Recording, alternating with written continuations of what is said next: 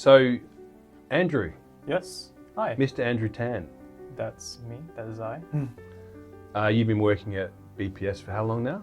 Oh gosh. I came on board around October 2024, I believe. So that would mean since been April, a year and 5 months. Yeah. So getting on to a couple of years at some point this year. Mm-hmm. So, tell us a bit about yourself. You're a psychologist here. Yes. Tell us a bit about how you got interested in psychology. How did you find your way toward this profession? Well, that's a bit of a funny story because I wasn't initially interested in it at all.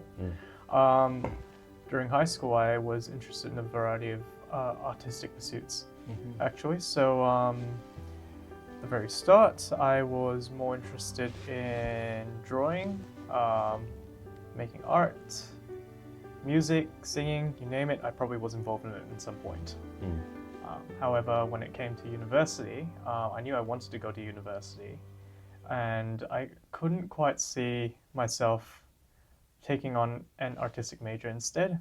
So I decided to go for something that's a little bit in between. I tossed up between human biology and psychology. Eventually, I opted to follow a friend of mine into psychology instead. Don't know where that friend ended up, to be honest.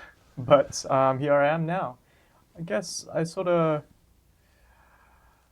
grew more interested in it as the years went along, and here I am now. I remember you told me about your interest in writing, and I have read some of your poetry. Oh, goodness. I've also heard you singing and playing guitar. You're very good, by the way. Thank you. You have a very good voice. Apparently you're doing singing lessons, is that right? Yes, that's correct. So what kind of singing is that? Is that classical or jazz or? Well, it's pretty much whatever my singing teacher feels like, to be honest. We're more into musicals at the moment. He had me listen to a little bit of Les Miserables, but Les Miserables is one of my favourite really theatre productions of all time. Yeah. well, I know all the songs, you know, and I love the movie with is it Hugh Jackman and Yep, Russell that's the Crowe? one. That's the one. Yeah, care to Yeah. give us a little performance? Maybe later. Maybe later. But no, it is a fantastic story of redemption, isn't it? I would say yes, except I haven't actually watched the movie. Or or the theatre. You've not seen a theatre production either. No, not really. What I know from the story is from the songs that we've listened to. Holly, can you get tickets the next time Les Miserables is in town? Awesome. Yeah, it is a tale of courage and really digging deep, resilience, and particularly redemption. You know, finding your way back to yourself when you've lost yourself, or you've suffered from a lot of shame based on I don't know, crimes you've committed, or where you've gone wrong ethically down the wrong path in your life, and how to find your way back. And apropos, that's a huge part of psychotherapy, isn't it? I suppose it is. You know, people who need to find their way back. Okay, so also I remember you telling me, just before we move on to some of the core psychological stuff, Sure. one of the ways that you found yourself interested in pursuing a pretty hardcore discipline like psychological counselling, psychological therapy and assessments is you read this book, When the Breath Meets the Air. Oh. No, when breath becomes air. When breath becomes air, that's right. That's the one. That's right. Yeah, it wasn't. I wouldn't say it's quite so much a formative book in my decision to become a psychologist in the very end, but it was something that I felt informed the way that I approach psychology. So, would you like me to provide a bit of a synopsis? Absolutely. Yeah. When Breath Becomes Air, it's about a surgeon. I believe he's a pretty advanced neurosurgeon, like one of the best, or one of the most promising, on track to become the best in America, who's just before he finishes his residency, is diagnosed with terminal lung cancer. And he has to come to terms with having to save so many lives within the profession that he's in, and also coming to terms with like what was my life for as well. I felt that it was quite poignant. Re-listened to it because I prefer audiobooks to it a few times now. And I think what I take away from it each time is I'm not sure if there's a tangible message. if I'm It's more of a being vibe, honest. isn't it? It's a A vibe. vibe, yeah, Yeah. a vibe. Where this man who's undoubtedly spent so much of his life trying to make meaning from the death, the suffering, the joys within his job, within his own life, and just trying to make meaning of it all. I don't know if he actually gets there in the end, but he gets close. There's a particular line from it which I think fans of the book would recognize, where I think he describes perfection as this asymptotic line, and if you're into math, asymptotic meaning that you can keep approaching it, but you can never quite meet it. The asymptotic line. Yeah. Because that surgeon, he does die in the end, doesn't he? Yeah. The book is unfinished in a way, because he dies before completing the book, and his wife writes the epilogue. And I think it is an excellent book, especially because he's a healer, and he's a wounded healer in the end, you know, trying to find out the meaning of life on the existential level, and he can't actually heal himself, you know, and he dies trying to help others. So how did that impact you in terms of the way you see yourself as a therapist? It's a good question. I think part of what drew me to therapy in the first place is the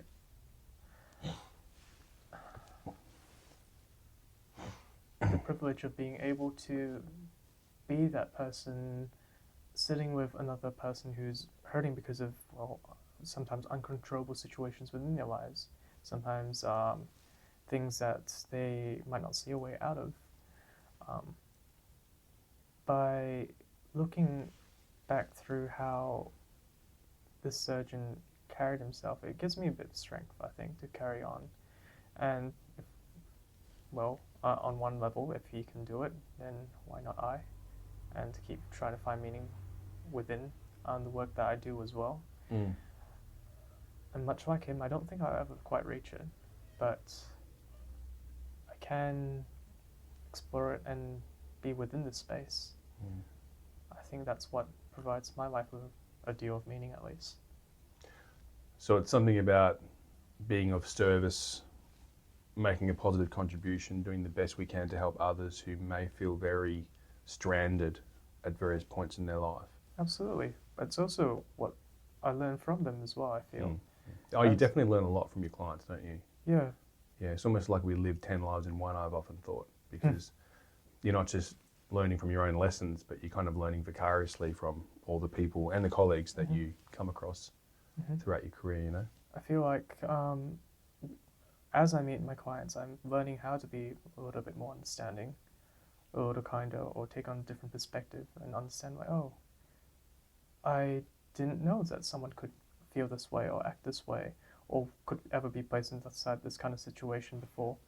And it's teaching me to, I guess, extend empathy to a whole new frontier, I suppose.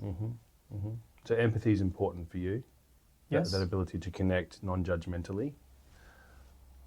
You seem to have whilst you have a lot of clout in terms of professionalism and knowledge, you seem to be quite humble as well. Well, I try my best to be, and I try my best as well within sessions to try and dismantle that kind of power dynamic. I understand there's always going to be a power dynamic between clinician and a client, but I don't want them to feel like I'm this almighty presence that, like, do this, do this, do this, and then that's how you're going to fix your life.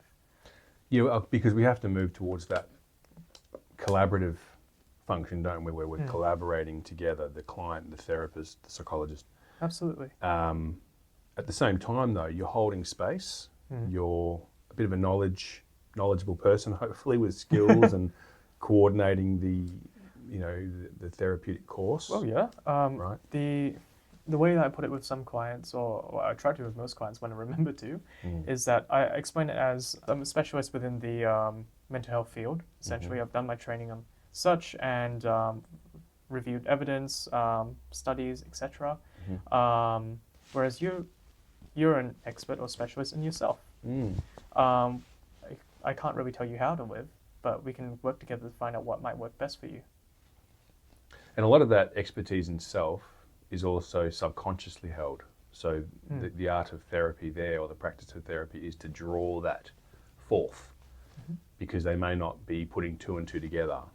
All the bits and bobs are kind of loosely held factors, and they're not necessarily seeing the pattern or, you know, the synchrony of events. Yeah, I strongly agree. So in the process of therapy, it all comes forward, and then it's about what you want to do with it, where you want to take it. Yeah, it's almost like, I guess through the right questions, you kind of just trying to spotlight, and the client comes to their own conclusions sometimes. Yeah, we often use Socratic dialogue, as in cognitive behaviours therapy or CBT, which is not so much what we call didactic, which is telling people, you know, like a teacher would, but using questions and dialogue, much like we're talking now, right? Yeah. So what's that like? Socratic dialogue, exactly. Wow, I'm so glad you've asked that question, Andrew.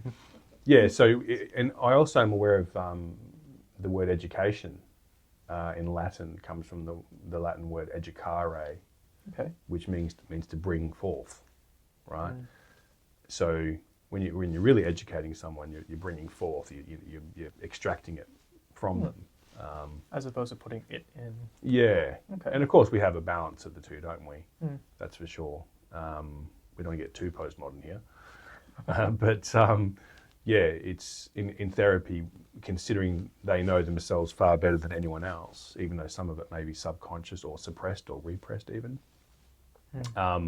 Yeah, certainly joining forces collaboratively, and also helping them stay engaged, because if you've probably found that if someone's been lecturing you or telling you what to do, or you kind of fall asleep, but if you're engaged in that dynamic conversation and respect it accordingly, absolutely, then you're going to certainly retain a lot of it and be more engaged, participative. Hence the Socratic questioning. Yeah, absolutely. Yeah, another word, I love words, as you know, alongside educare is respect. Okay. Which is a big part of therapy, isn't it? Yes. Huge part.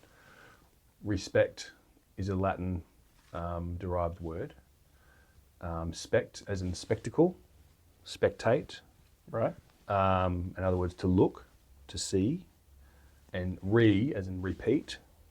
It actually means to look again, to look twice, rather than to overlook. So one of the ways that is one of the aspects that's a cornerstone of the work that I do with people is respect. So it's a deeply held respect for the individual and for the human condition as well, that we're all going through in many ways, in different ways. I always say we're all on the same boat, you know, the good ship Lollipop of humanity. Oh. But we have different seats. Some people are up the front getting sprayed in the face, and some people are down the back with the diesel fumes. But we're all in the same boat. So we can respect the human condition, but also that individual and their strengths and vulnerabilities and their journey. To respect someone means to look again. To lean into an ACT metaphor, we can get a bit technical here as well. There's a, be for our audience members out there, ACT, or acceptance commitment therapy. It's a mode of therapy that looks at just acting in a way that's according to your values. And when you describe the, I guess, everyone being on the same ship of life, Lollipop, I was reminded of an ACT metaphor where Russ Harris, guru in ACT, I suppose, described everyone as having their own mountains and they're all climbing their own mountain paths. However, we're able to look at each other and then maybe just point out, it's like, okay, you're still climbing your own mountain there, but maybe I can see a path over there. Have you considered that way or this way? I feel like that's a great kind of parallel to the imagery that you draw from the ship as well. Yeah. I've gone to training with Russ Harris. Oh, really? So he wrote The Happiness Trap. Yep. Yeah.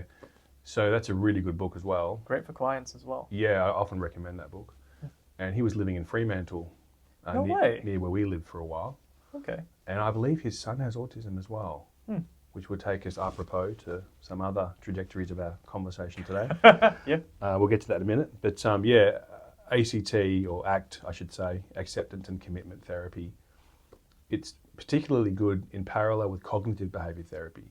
I mean, CBT, as far as I'm aware, and you love to practice this as well, it's a good technical method of helping people become more aware of biases in their thinking, in their belief system, in their interpretation. Okay, because everything that happens to us, we actually have to interpret. People, places, things, times, and events that come our way don't really mean much at all unless they're interpreted. And of course, the same issue or thing or event means different things to different people, right? For one person, it might be the end of the world, and for another person, it might be the greatest opportunity. Right. It really depends on your background. So with CBT, we help people to have a look at the way they're thinking, what they're bringing to a situation. If we're talking about depression, you know, what might be going on with the way that they're thinking and believing or interpreting, which is making them more depressed, right? On top of the events as well. And delineating that you can't necessarily change events, especially when they've already happened, the cat's out of the bag, but you can change your interpretation. So for example, if you're catastrophizing, you know, how do you rein that in? I mean, I know about that one, catastrophizing. Oh, as do I. Because we all have cognitions, which is mental events, ways of thinking and believing, and various histories that we have. And so we all need to be on top of that. And we can develop this ability called metacognition, which is the ability to self-supervise how we think, to keep it clean, you know, to involve a little bit more critical thinking, to neutralize extremes. And then, of course, the B part of cognitive behavior therapy is action and inaction. What are we doing? What are we not doing? That's helping things, making things better or making things worse as part of our condition. So, for example, exercise is a big part of wellness. Well, and also often the first line treatment for depression, as I understand. Yeah, it's huge. My understanding is that exercise can be as impactful as antidepressants. And that's why, a multidisciplinary, holistic way of helping people is a great way going forward, isn't it? I agree. Whereas ACT, would you define it as a little bit more how to deal with stuff that we can't change when it's not really just about our thinking, it's a little bit more about coming to terms? How would you... With the situation there? Yeah, I tend to use CBT and ACT techniques rather flexibly with clients, often incorporating both at once. They go hand in hand, yeah. Yeah, because with CBT, it's all about, okay, right, what's another way that you can look at this? What are some things that you can do towards moving towards your goals? Yeah. Whereas ACT is a little bit more like, okay, well, what things can't be changed? What can you come to terms with? And just letting the feelings pass by, as it were. And there's various sort of mental methods where you can actually help people through guided imagery and reinterpretations. Sure. To help them get their heads around things. So it's quite adjustment focused, isn't it? Yeah, I would agree with that. So CBT, ACT, you like practicing those? Yes. Any other particular methods you like to practice as a psychologist? Well, I often use schema therapy as well as I guess, a deeper dive into a person's core beliefs. So sometimes what we find with ACT and CBT, they're very skill-based, like you were talking about before with metacognitions, meaning that when someone develops a skill to tackle said cognitions, they might experience better quality of life overall, but we don't really find out where these cognitions and ways of thinking came from. Where they originate, yeah. Yeah, so we're kind of pruning the leaves, but we aren't tackling what the root cause is. So schema therapy seeks to address that at the very least. We find out a little bit of what's happened in childhood.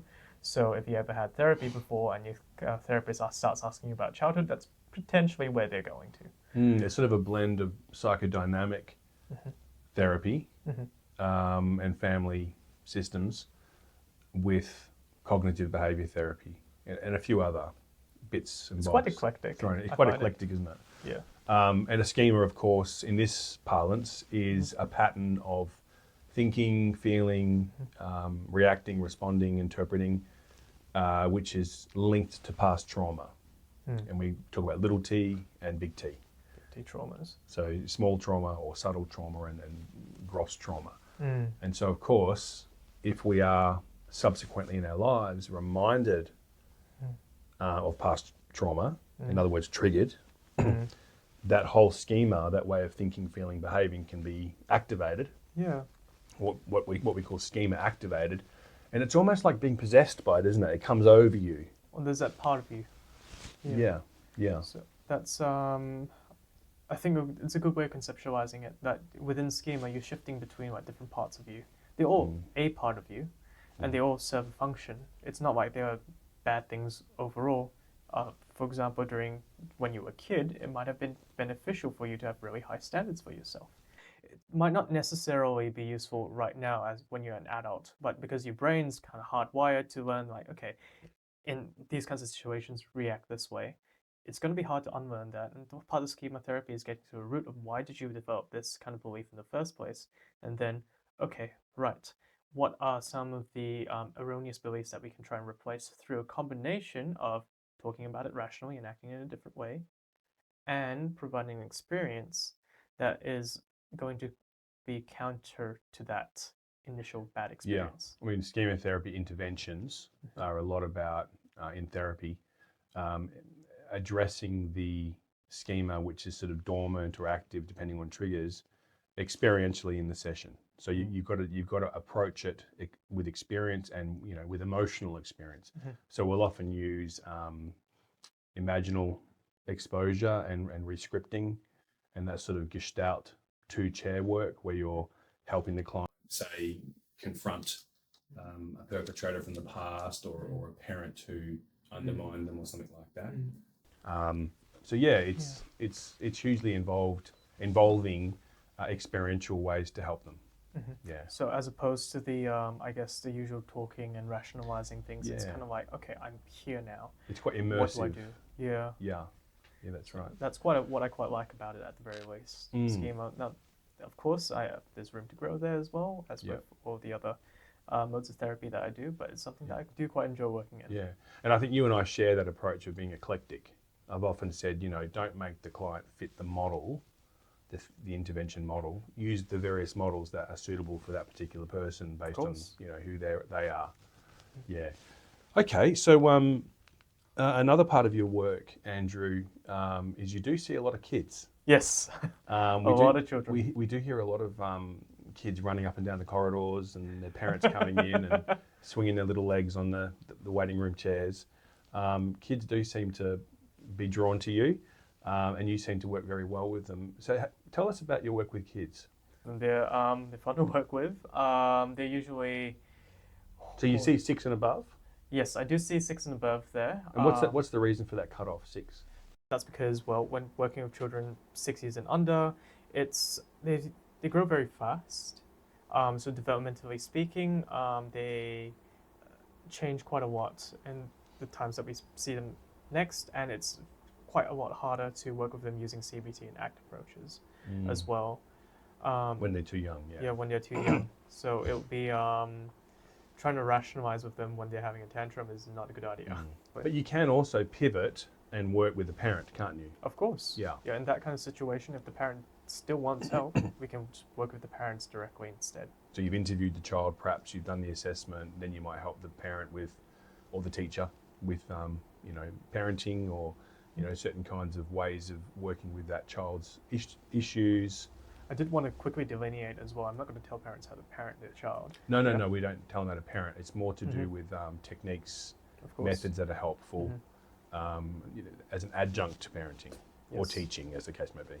Yes, in this case, it'll be an approach where I'm like, okay, well, during my studies, I found that this kind of approach works a little bit better. Why don't you try these kinds of things? We can even do a little role play if you're comfortable with that, or I might I frequently talk with parents when working with children as well, because I know that most children don't refer themselves. Therefore, either at the start or at the end of a session, I might just and I think a lot of parents complain that when they take their child to a therapist, the emphasis is hugely on confidentiality for the child, whether they be little or adolescent, and that's not always helpful because the parent doesn't know what's going on. Whereas if you can somehow recruit them and have a certain degree of sharing of information, then that can be really helpful for the whole family. Of course. So the parent knows what's going on. And I think it's about balancing that with confidentiality. If Exactly. I'm working with an older, because I'll often say to an adolescent, look, I'm not going to repeat what you say, but we do have to make sure you're safe. So it's a kind of a Makes qualified confidentiality. How do you use a similar thing when you're working with kids? Yeah, I often say, well, I'll run through the parent first because I always see the parent first for an initial session without the kid. Yeah, get the background. Yeah, exactly. So on the second session is when I'll go through with the kid with the parent present as well, so that they know that the parent's on board with this, that everything that you say within here is kept private, unless I think that you might be in danger to yourself or the other people. And that means that I don't go around just telling what you said to mom or to your teachers or anyone else, unless I ask you for permission to share. Yeah, or you might talk about the overall presentation, like factors and so on. So another interest that you have, Andrew, is I understand is working with neurodevelopmental issues and assessing those. So a big part of your work here at BPS is neurodevelopmental assessments. Yes. We've got quite the list of clients waiting for their assessment coming up. It's growing. It's growing. So tell us a bit about your work in the neurodevelopmental space. I see both children who have already been diagnosed with a neurodevelopmental condition, or and I also assess children and adults alike for conditions such as autism, specific learning disorder, ADHD, and even intellectual disability. So neurodevelopmental particularly means autism spectrum disorder, ASD, ADHD. The neurodevelopmental space is actually a little bit larger than the four I mentioned earlier, so being autism, ADHD, specific learning disorder, and intellectual disability. It's just that those are the ones that are more, I guess, within the psychological realm, whereas genetic disorders, I believe, would still be considered a neurodevelopmental disorder. However, we don't work with those explicitly. No, yeah. Yeah. And so you do rather gold standard assessments using quite a lot of psychometric tests, spanning a few sessions when you're doing an assessment, and then you write a report often. Yes. Sometimes you help people access NDIS funding. Funding services if needed. And sometimes, recommend ways to help manage the condition, or assessing whether the condition's there at all to start with. Well, yes. And of course, you do a screener before you start the assessment, don't you, just to see if there's likely indications. I wouldn't advise someone to proceed with an assessment without some sort of indication as well, because it's a commitment both financially, time-wise, and I guess emotionally as well for the person, especially if they're a young person in their family as well. For some people, it's quite a shift in the perspective in which they view themselves and other people see them as well. So if a child or an adult was coming in for a ASD, ADHD assessment, what would they be expecting? What could they be expected to experience in that assessment process? Okay. Well, at the very start, we've sent out the screeners, as you mentioned before, just to get a better idea as to what they think and what people around them think about this condition. And then we'll sit down and have a chat for a little bit and decide whether you'd like to proceed further based on, well, whatever purpose you're going for for this assessment for. We'll do a couple of activities together to get a better sense of the way you think, or the way you react and behave in certain ways, and potentially also get your parents to come in to provide a better idea of how they see things. So what are some of the features of autism? I know it's a big spectrum, that's why they call it a spectrum disorder. Yes. But just to the viewers out there, can you define the features of ASD? Well, the core features at least are social difficulties or differences as well. So a person with autism might interpret social cues differently or interpret social situations differently.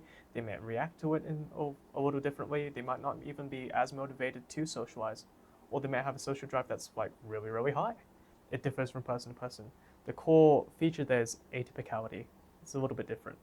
So unusual, irregular, different to the norm. Yeah, in a sense. The second feature is restricted and repetitive behaviors and interests. Mhm. So this is what people would more commonly know of, I think, out there. The sort of stimming behaviors that you're starting to see online more so in these spaces. And special interests, as in where you just have a lot of information on a certain topic because you spend heaps of time just researching it and you just can't get enough of it in the sense. I believe there's Sort of a little bit obsessive fixation. fixation, I would say, in this case. And I mean, it can be a hugely beneficial thing as well for the people who have exhibited such degrees of fixation to become experts in the field. Yeah. A particular quirk that I quite like as well, that I've noticed with autistic individuals, is this tendency to info dump. So that's a combination of the both. This both core features where there's this thing that they're really passionate about and they want to share it with someone that they care about, and they just keep talking and talking and talking and giving more and more information because isn't this great, isn't this amazing, and I love this and I want you to see this, and just keep going and going and going and not realize the other person's kind of like, oh wow, this is a lot to take in. But I think in the right circles, especially if you someone autistic who is around other people who enjoy that thing greatly as well, it can be quite enjoyable, really. So there's also a tendency for people on the spectrum to get overwhelmed. Yes. That's quite a prevailing factor. Yes. Right. One of the other features as well, which is becoming more, I guess, emphasized in more recent years, is sensory differences. So that would be, most people know about the bright lights and loud sounds up to now as well. But similarly, some people with autism like bright lights. They are all right with loud sounds as well. It varies. It's, once again, a difference in the way that you perceive the senses, I guess. They might be heightened or lowered unusually in one or more. So the nervous system is different. I guess you could say that. Yeah, the interface with the world through the nervous system is different. So they're experiencing things in a different way to the majority or to the typical. We call them neurotypical. Or the neurotypical person. Yeah, yeah. So so what's the reason though behind the escalations? Partly sensory. What else can cause escalations? In other words, overwhelm. Escalations. My favorite word. That I feel like parents most often will come in and say, how do I emotionally regulate a client, and how do I stop them from escalating? Because emotional regulation skills is it's not just about assessing, it's about helping them with skills too, right? Well, yes, that's true. Young person, particularly young people with autism, so children who haven't quite learnt different social cues, might find it difficult to understand why people are acting in a certain way, and or want them to do a certain thing. Rules just don't make sense sometimes, as in like, why do you want me to do this first, then this? I like doing it the other way. Why do you have to make me do this thing? And that just doesn't compute inside the brain, which means that that causes a lot of distress, and then there's that overwhelm that comes from it as well. Partially, it could the sensory differences could also contribute as well. Or feel like they've let down somebody, or that they're different in some sort of way. Because I think trauma can go hand in hand with some autistic presentations as well. Because for the longest time, they've made to feel like they're different and wrong for being the way that they are or the way that they've acted. And therefore, they become a lot more sensitive to when someone is critical of the way that they act. A lot of people, autistic people, learn how to mask as a consequence as well. That's a more popular term these days as well. We're becoming increasingly aware of. Masking, but that takes a lot of energy, doesn't it? It does. See, the thing with masking, where an ordinary person might go like, why are they autistic? They seem fine. Every time they come to work, they always like everyone else. Sure, they're a bit quiet, but you know, whatever. That person might be taking a lot of energy to try and blend in and like notice every single thing that's happening right there, and also account for, like, you know, the lights are too bright and I'm trying to endure that at the same time as someone else trying to talk to me, and I don't know what they're trying to say, and I need to unpack this later on, and that's when they can become overwhelmed. So they're masking at work, but then they go home and I'm exhausted. I do not want to talk to anyone. I've come across a lot of clients referred to me, say from family members or self-referred or from their doctors, diagnosed with anxiety, depression, say. And upon assessment, it's quite clear that the anxiety, the depression is tip of the iceberg symptoms, and what's really going on is an underlying autism spectrum. Yes. So they're overwhelmed by life in many ways, having difficulties with understanding social cues. Sometimes that can cause them to be victimized. They can be taken advantage of, those sorts of things, or just be stressed out by everyday living. And how would you help someone typically? I know you'd have to do an assessment, but how would you help someone typically who was struggling with life, who was on the spectrum? What sorts of things would you potentially do? I think honestly it's a bit of a team effort, especially if the person's a young person. Here it's a combination of helping the autistic or neurodiverse individual adjust the environment that they're in, being like, okay, well, this is the type of lifestyle that you have at the current moment. Do you want to continue this kind of current lifestyle? Do you want to continue at the job that you're at? Okay, so here's some accommodations that we can put in place. Here's some things that can help you feel like you're a bit more regulated, like fidgets or break times, etc. That's one part I find of the solution. So accommodating environmental modifications that suit that person. Yeah, so what's within the person's control? What can they change to make things a little bit more friendly for themselves? But then the other part of the equation here is for also the environment that they're in as well. Are their parents like similarly? Do they understand what the young person needs? Do the teachers understand what the young person needs? Do the employers understand what the person needs? So I mean, they might generally need that extra time away, or like they might need that every now and then to bring in a comfort item or such. It's a difficult balance, isn't it? Because of course the person needs to get on with their life in the real world, so to speak, and there are certain limitations with regards to what can be provided or provisioned. So it is about environmental modification within reason if it's possible, but it's also about helping the person make decisions and choices about how they engage with the environment that they're in. I think it's important to foster a sense of confidence and independence with most autistic individuals as well, where they feel capable of navigating the environment that they're in. And then of course teaching them regulation skills, and cognitive behaviour therapy is really important as well, and ACT, because you're giving them those core skills about being mindful of how they think about situations, what they do, what they don't do. Well, yes. However, I would say the larger emphasis on here is on validating the experiences up to now, because a lot of them have been told that you're wrong for the way you are. You need to change these things about yourself, and too quickly, if you introduce these things, these are skills where you can fix the way that you are. There's a real core emotional hurt that you haven't really addressed there quite yet. That okay, you've been different your whole life, and it's okay to be different in a way that and that's what neuroaffirming is, isn't it? That's right. It's about a respectful way of interacting with the person on the spectrum / neurodiverse person, where you're helping them to come to terms with the fact that their nervous system is different, and also helping them with skills to manage it.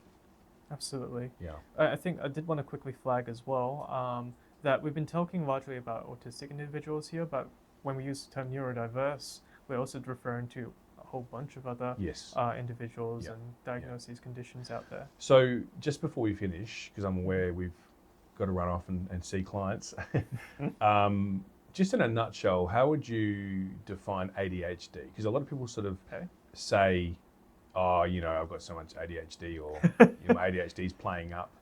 But of course, they might be being totally accurate, but of course there are features of ADHD which are sub-threshold, and then you have the full diagnosis. I know it goes from mild to extreme. Essentially, what's going on with ADHD? What are the features? Okay. Very quick flag that it also pops up with OCD as well, where people talk about like, I'm a little OCD. Yeah. But that's a quick digression. Yeah. Anyways, with ADHD, the core features of it are inattention and hyperactivity. Now, it's not that everyone experiences both of them, and not everyone experiences both of them to the same degree as well. If I were to try and describe ADHD in a nutshell, it would be a difference in the way that you can hold and sustain attention. Sometimes, I wouldn't call it a deficit, because that's what some people term ADHD as, a deficit in attention. But people with ADHD can pay attention, particularly if it's something that they're interested in. So it's Well, they have hyperfixation. hyperfixation. In other words, they get really into a subject if they're interested. Yep. But if they're disinterested, good luck, right? It's a lot harder to engage them in such things. I often find that people with ADHD also have difficulty modulating their own energy levels as well. Sometimes they can be, okay, I'm really productive today. I got to do this. And other days I cannot get my feet off the couch. I don't know what's going on. I'm like beating myself up about it. They're like scrolling through different things on their phone because their attention's hooked by it as well, and they can't get out of the couch. So it comes down to an information processing issue. And I think a regulatory issue. I think that's how the inhibitors work, or at least medication, where it stimulates certain parts of the brain which allows the ADHD person to inhibit certain responses. So it's not like their attention is being caught by a million things at once anymore. It's like, okay, right, I can stop myself from getting like caught up with all these different things. Yeah. Okay. Yeah. So not all people with ADHD are hyperactive? No, definitely not. Yeah. Some people can.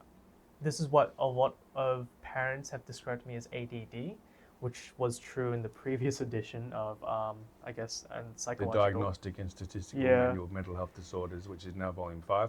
Yes. So ADD was a valid diagnosis, much like Asperger's as well. Yeah. However, those have been, I guess, ruled as outdated. Yeah. The nomenclature has changed, the way they're categorized. Yeah. Yep. So formally speaking, at the very least, I know that there are people out there who still unofficially identify with the label of Asperger's or ADD. Because it can be very different to the extreme presentations and. Yes. Yeah. Yes. But more or less, you can be more inattentive, or you can be more on the hyperactive side of ADHD as well, or you could have a combination of both, where both are prominent. And I was going to say, some people, of course, have other issues as well, like autism, ADHD combined. Oh, yeah. There's a high correlation between the two. So often people will find themselves diagnosed with the two as well, or having features of the other one without having explicit diagnosis as well. And often as well, people can mistake one for the other. For example, stimming behaviors inside autism, where it's like soothing and self-regulatory within there, might be seen as fidgeting behaviors for ADHD as well. So, and hyperfixations might be mistaken for restricted interest in autism. So there's a bit of an overlap. Well, I think we'll have to continue this conversation in the future. Sure. Maybe talk more about interventions where people can help themselves to manage neurodiverse presentations in themselves or others. I think it's good to be more aware of these conditions. Absolutely. Now, a lot of people think, just before we finish, that these conditions are becoming more common, or perhaps that we're better at detecting them. What's your sense of that? Most probably be better at detecting them as well. We're picking up on a lot of, I guess, what people call as low level autism or ADHD, but that's because we're becoming much more aware of how they can present as well. And by understanding the core features of such, we're picking up a lot of people who have felt a little bit different their whole lives and they don't quite know why. They might not have, I guess, functionally been an issue in their workplaces or schools, but they've always felt a little bit different. And those are the sorts of people that we're, I guess, picking up a little bit more of now. And having that diagnosis can help explain and provide a better quality of life for them too. It's not about labeling, just is it? It's not just about labeling. It's about helping them become more empowered with learning how to manage it and to know this isn't just me being wacky or crazy or whatever the pejorative label is. It's about understanding the situation. Thank you for inviting me to talk about all of these issues that we've had today. And it's been great having you on the show. On the show. This is what we're going to have now, Bruce Psychology Podcast. That's right. All right, I'm looking forward to coming on and talking more in the future episode. It'd be great to have you back. So thanks for joining us.